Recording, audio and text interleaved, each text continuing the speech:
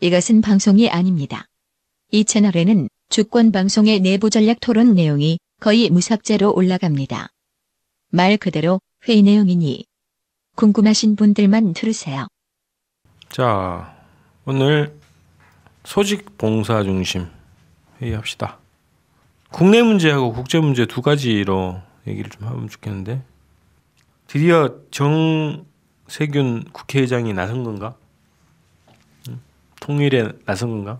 통일 문제 해결에?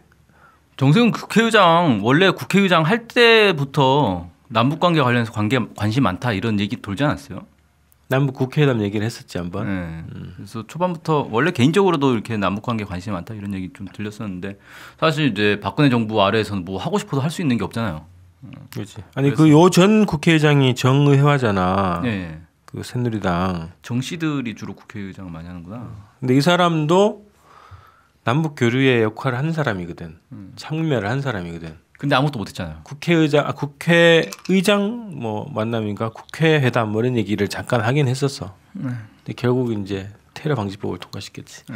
네. 그러니까 사실 뭐 국회의장이 우리나라에서 국회의장이 뭐 큰 힘이 있나요? 그 삼부 요인인데요. 그러니까 삼부 요인인데 뭐 큰 힘이 있어요? 아니 저거 하잖아. 직권상정. 직권상정도 뭐 그 힘이 있나? 뭐 대통령이 시키는 거. 청와대가 시키면 하는 거고. 뭐. 자체로 하면 할 수 있지. 할 수는 있는데. 자체로 하면. 그러니까 현실에서는 사실 뭐 총리도 우리나라에서 뭐 헌법으로만 따지면 권한이 있지만 아무도 총리는 기억하지 않잖아요. 이제 비정상 정상화 되면 국회의장이 또 직권으로 뭐 하겠죠. 이것도 그러면. 이거는 그냥 국회의장회의 얘기잖아. 국회의장회의가 이번 달에 있대 또 이게. 네, 이달 말에. 어디서 하지? 서울에서. 소공동 롯데호텔. 장소까지 다 정해졌고. 네. 취재 갑시다. 가야지. 바로 앞인데. 근데 북에서 북에 오면. 북에 오면 안 하다 갑시다. 너무 정북 같잖아. 오면 가고 안 오면 안 가고. 관심이 없는데 뭐. 우리는 통일방송이구나. 이게 별로 의의가 없어. 이게 뭐 네. 이게 정의화가 국회의장 할 때 만든 네. 거거든. 러시아 의회랑 같이 해가지고 왜 만드는지 하여튼 이게 좀 뽀다고 나는 걸 많이 하려고 그러는 것 같아. 그죠. 인수로 이제 보수적이. 근데 어쨌든 뭐 41개 국회 의장격들이 참가한다는데 그게 최태복 최고인민회의 의장을 초청한 거지. 그렇죠. 북에서는 이게 저기 국회의장하고 같은 급이니까. 근데 이제 일단은 너무 고위급인데다가 날짜가 한 달 정도 남았는데, 문제는 이제 남북 관계에서 어떤 뭔가 정리된 게 없잖아요 지금. 아무것도 남북 관계에서는 대화된 게 없는데 최고위급이 갑자기 느닷없이 내려올 수 있겠냐. 무리한 요구다. 그래 북의 입장에서는 쉽게 받지는 못한다 이거죠. 어쨌든 남측에서는 최선을 다해보는 거고. 그러니까 문재인 정부의 대북 정책에 대해서 북에서도 뭐 확신이 없잖아요. 뭘 믿고. 아니 이럴 수는 다르겠구나. 있지. 우선 이제 상견례를 하고 향후에 이제 6.15, 8.15 거치면서 국회회담을 추진하고 법 제도적 정비를 해보자. 6.15, 14에 합의한 대로 이런 걸로 나가는 출발점 될 수 있겠지. 그렇죠. 그러니까 상견례를 하려면 뭐 최태부 의장이 직접 와서 상견례 하진 않겠죠. 어떻게? 상견례를 하는데 그러면 문재인 대통령이 정상회담을 위해서 북에 먼저 가서 상견례 한번 하고 뭐 이러진 않잖아요. 아니 근데 예전에 보면 박근혜 정부 시절에도 그 판문점 지뢰 사건 터졌을 때 그때 보면 황병서, 김양건 이렇게 왔잖아요. 그래가지고 회의도 하지 않습니까? 제 생각에는 만약에 북한이 정말로 남북 관계 개선의 의지가 있다. 자기 계속 그렇게 얘기하잖아요. 남북 관계 개선. 근데 이게 정말 이행할 의지가 있다면 한번 정세균 의장의 제안에 응해 보는 건 어떤가? 나도 좋을 것 같은데. 아니 좋긴 하죠. 좋긴 한데 이게 되려면 사실 물밑 접촉이 있어야죠. 가능한 거죠. 그냥 무작정 내려올 수는 없죠. 물밑 접촉을 하지 않겠어요? 아니 그 사전에 무슨 뭘 했더만. 리종혁 아태평화의 부위원장? 네. 방글라데시에서 만났죠. 예. 만나가지고 뭔 얘기 좀 했더만. 어디서? 방가르데시? 방글라데시. 방글라데시. 다카. 방글라데시 수도입니다. 그러니까 물밑 접촉을 해온 거야 지금. 그래서 그럼 가능성 있다? 가능성 있다. 온다? 저는 가능성이 있다고 봐요. 네. 가능성이야 있죠. 가능성이 너무 저기 우리 거기 스케치북인가 뭐 이런 데서 최고인민회의 이거를 한번 다루면 좋겠네. 스케치북에서 다룰 건 아니죠. 팟 북한학 결혼 스타일. 그런가 네 헷갈렸네. 프로그램의 성격을 정확하게. 이게 저는 북한은 아마 오려고 하지 않겠나라는 생각이 들고 근데 마지막에 이게 미국이 이거를 이제 판을 꼬아버릴 수는 있지 않나. 야 우리 국제 분야 얘기할 때 나오겠는데 러시아가 오잖아. 네. 러시아랑 남쪽이 같이 만든 이 회의라고. 미러가 맞짝 떠가지고 예? 러시아가 오는데 뭐 네. 함부로 못하지.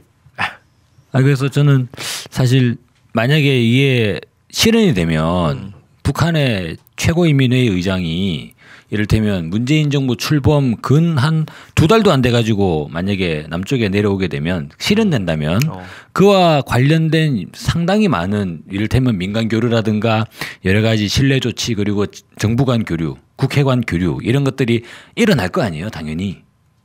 뭐 확실히 환경은 더 좋아지겠지. 예, 그 정도 돼야지 내려오는 거죠. 만약에 북한 입장에서도 아니 우리 측 최고인민회의 의장까지 내려갔는데 아무것도 되는 게 없다면 내려올 수 없는 분위기지 않습니까? 야, 그러면 이렇게 그러면 되겠네. 이게 15일까지 확정이 돼야 된다네. 그지? 네. 6.15? 야, 6.15. 뭐가 있냐면 네.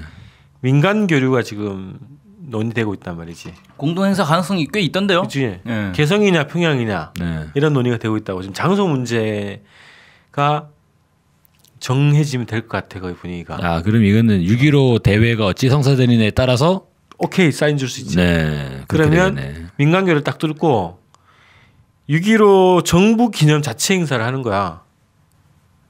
문재인 6.15? 정부가 네. 자체 기념 행사를 하는 거지. 뭐 청와대든 어디든 해서. 그러고 나면 딱 답을 주는 거지. 국회의장 내려간다. 최고인민회의 의장 내려간다. 이런 그림은 가능하겠네. 아, 성사 가능성이 있겠구먼. 가능성은 있다니까요. 몇 프로냐가 중요하지. 근데 이게 그 어려운 점도 사실 많죠. 그러니까 아까 얘기한 것처럼 내려와가지고 만났는데 별다른 성과가 없다. 그러면 이건 북의 입장에서는 상당히 부담되는 거고 거기다가 이게 국제회의란 말이에요. 국제회의 아무리 이제 친선 회의라지만 국제회의인데 여기서 뭐 북핵 문제 이런 것들 막 논의하면서 규탄 얘기가 나와버린다. 그럼 북의 입장에서 기분 나쁘죠. 이거 나 불러놓고 이거 엿먹이려고 불렀냐 이렇게 돼버릴 수 있으니까. 아니 이게 한국하고 러시아가 합의해서 만든 회의라는 말이야? 그렇죠. 그럼 이번에 정세균 의장이 제안하면서 그 주제를 논의할 거라고 얘기했겠어? 그 주제를 논의 안 해도 41개국이 오는데. 근데 만약에 그런 상황이 된다면 이거는 배후에 미국의 농간이 있다고 봐야 되는 거죠. 그 미국 입장에서 그러니까 남북 간의 교류가 바로 이렇게 일어나는 게 달갑지 않을 거 아닙니까? 그걸 아까 말씀하신 것처럼 제일 가로막기 좋은 현안은 북핵 문제죠. 국회의장 모여가지고 한반도에서 국회의장 모이는데 북한 핵 문제 얘기를 왜 안 하냐?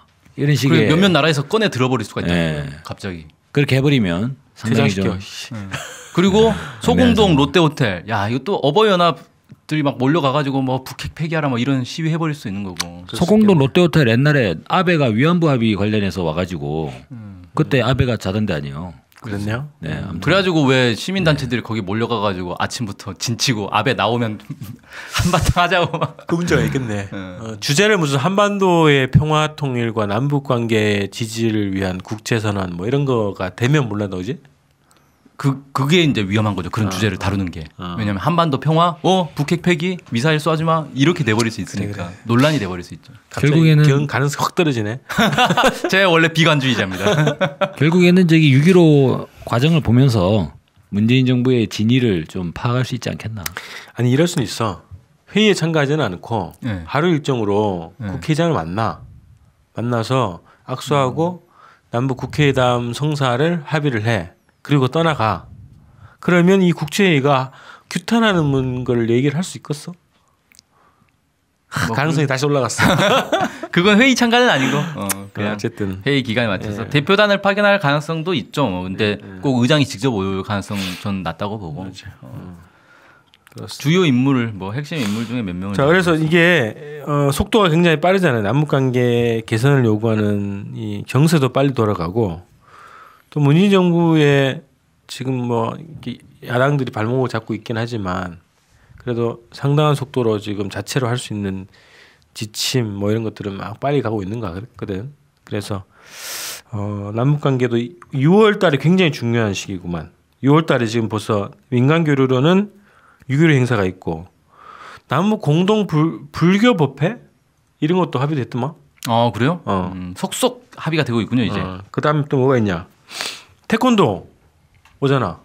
6월달이지. 7월인가? 6월 맞지? 몰라요 언제인지 모르겠는데 태권도 하러 오죠. 태권도 시범 경기 하러 온다고. 네. 그다음에 국회의장 회의 이것도 있고 바쁘네.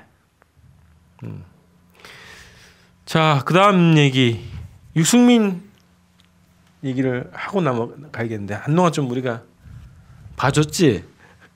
뭘 봐줘요? 유승민을 그냥 별 이슈가 없어서 봐주는 게 아니라 존재 의미가 없었던 거지. 맞아. 이슈가 없으니 뭐 다룰 수가. 조용히 뭐 이제 살아가는 것처럼 얘기하더니 갑자기 막 결기를 보이네. 도대체 뭔 소린지 참. 사드 관련해서 뭔 얘기했지. 그러니까 이거 아니에요. 느려. 저번에 미국에 그 누굽니까 민주당 저기 상원의원 왔잖아요. 국회 예상. 딕 더빈. 예, 딕 더빈 이상하게 생기네. 근데 그 좀 약간 사드에 대해서 이상한 발언을 했지 않습니까? 그렇지. 예산을 뭐 왜 그러나라고 생각을 했는데 이미 짜여진 판 아니냐. 일종의 역할 배치. 예. 그럼 이제 미국 입장에서는 한국 측의 의견을 최대한 존중하겠다라고 발언을 해놓고 한국 내에서이죠 난리를 부리는 거지 이제. 이를테면 이렇게 비등하다. 네. 이상하게 나오면 가만히 있지 않겠다라는 식으로 결기를 부리는 거죠.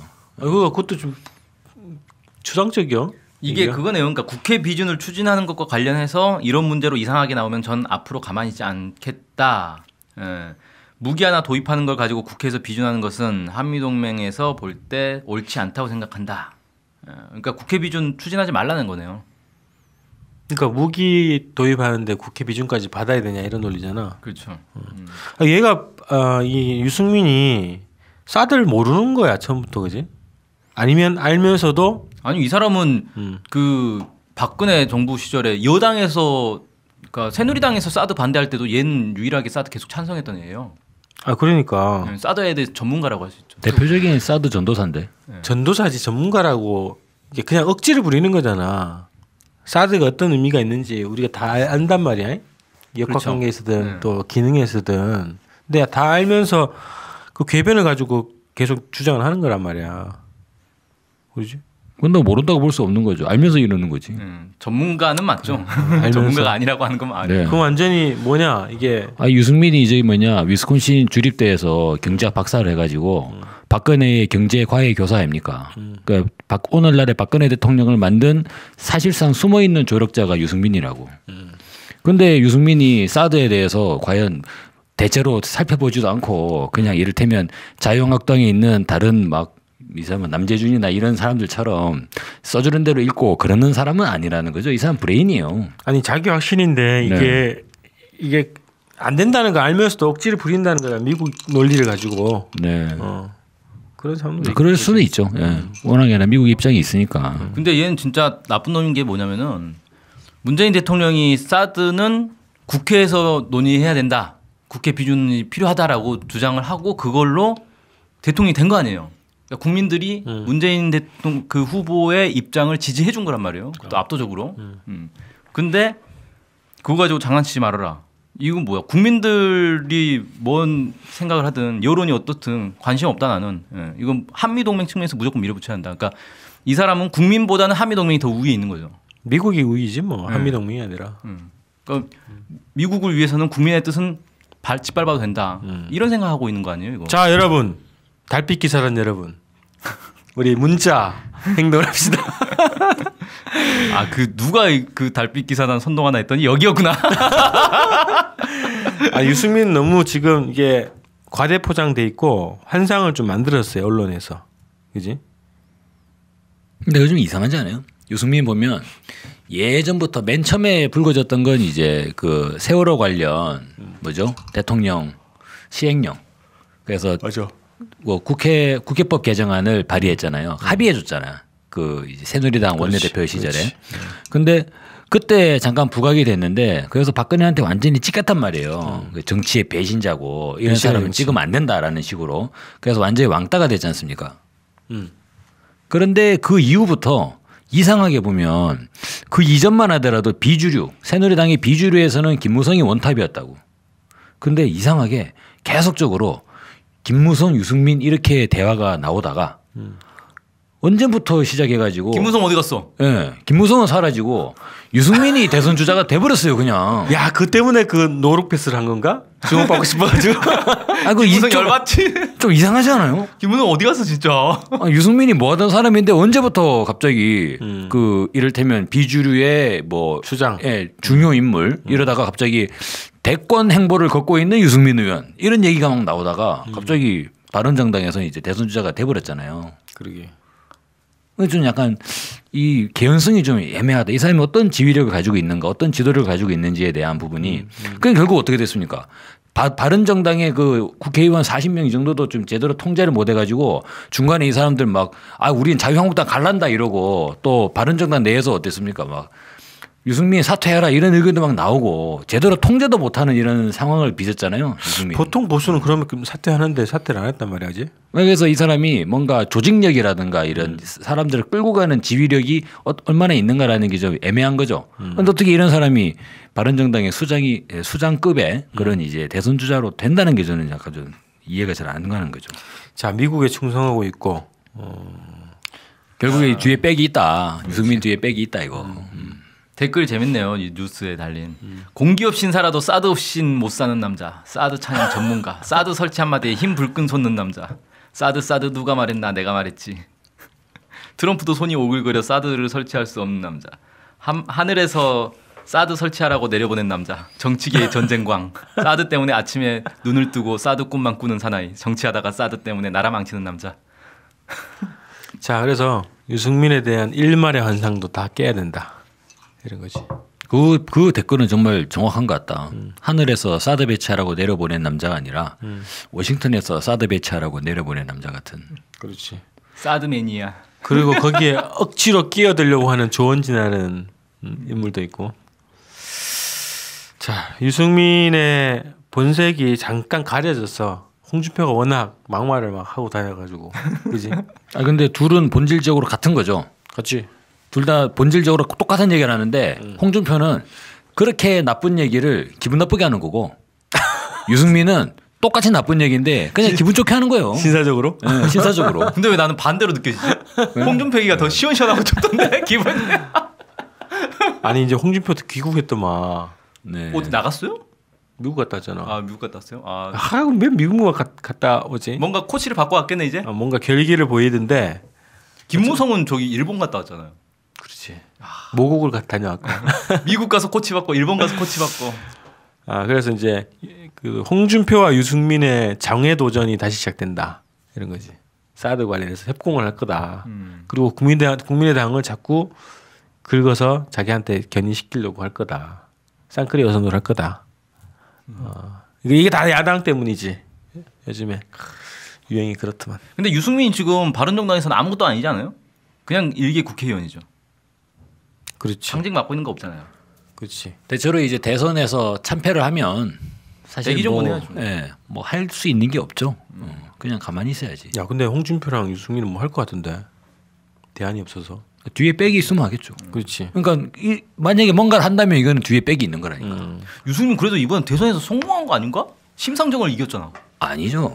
원래 이제 바른정당이 의원들의 입장을 보면 바른정당 의석이 40개고 정의당 끽해봐야 뭐 6개인데 자유당, 바른정당, 정의당이 다 8%대도만 지지율이.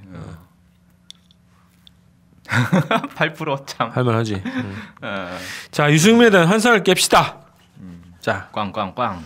이렇게 이 국내 문제 이렇게 정리하지 뭐. 네.